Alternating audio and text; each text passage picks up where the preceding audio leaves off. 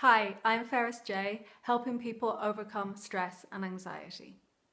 In this video, I'm sharing with you one of my top tips to help you cope with stressful situations, and especially with ongoing stress, to help you become more resilient even when there are challenging situations in your life. And the main point I have is really simple and also very effective if we utilize it. And that is, what's important is not what happens to us, it's not the challenges we face, but it's how we cope with them. It's what our response is to the situations and to the challenges that we face.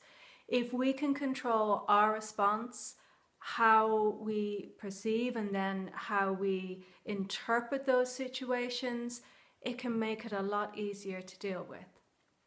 And I'm going to give you an example today from my own life right now of a small situation that represents how we can deal with stressful situations, potentially stressful situations.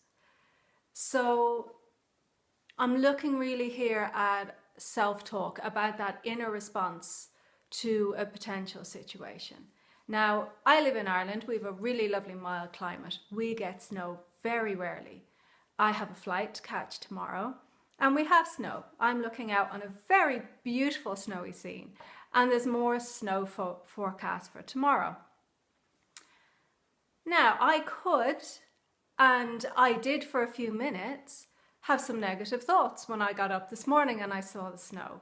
And this is a point I want to make. I've been doing my inner work for a long time. Those thoughts still can come up. Those thoughts can come in. What if the airport's closed? What if I can't get there? What if the roads aren't passable? What will I do? And it took me a couple of minutes to go, oh, hold on. I get to choose how I respond to this situation. I get to choose how I interact with that self-talk. I get to choose whether I engage with it. And I could sit here, my flight's about 4 o'clock tomorrow. I could sit here and I could worry all day. I could keep checking the weather forecast. I could keep checking, is the airport open? And I could make the next day fairly stressful and miserable for myself if I chose to do that, if I chose to go down that path. Or I can stop and I can ask myself, how would I like to feel about that? How would I prefer to respond? Because I have that choice in every single moment of how I respond. Do I want to sit here worrying? Or do I choose something different? And I choose something different. I choose to relax and be more peaceful about it. I choose to trust that it's very likely that the snow will melt, that the roads will be passable, that the airport will be open and that my flight will go.